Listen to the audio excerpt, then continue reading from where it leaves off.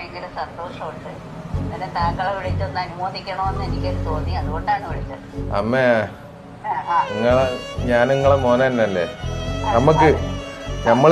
നമ്മൾ ചെയ്യേണ്ട കാര്യങ്ങൾ തന്നെയല്ലേ ചെയ്തിട്ടുള്ളൂ. ശരിക്കും ഇത് ഇത്രമാത്രം എന്താവും ഞാനും വിചാരിച്ചിട്ടില്ല.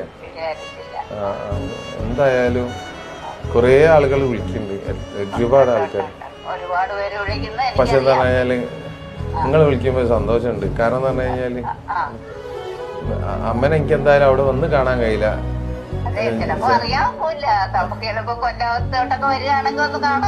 കൊല്ലത്തല്ലേ, ആയിക്കോട്ടെ. എപ്പോഴെങ്കിലും വരുമ്പോ കാണണം മനോഹേ. എനിക്ക് ഭയങ്കര സന്തോഷം എന്ന് പറഞ്ഞാൽ ഇപ്പോഴത്തെ ആളുകളുടെ ഒരു സ്വഭാവം വെച്ച് ഇത്രയൊക്കെ ചെയ്യുന്ന ആളുകളെ നമുക്ക് കാണാൻ കിട്ടത്തില്ല.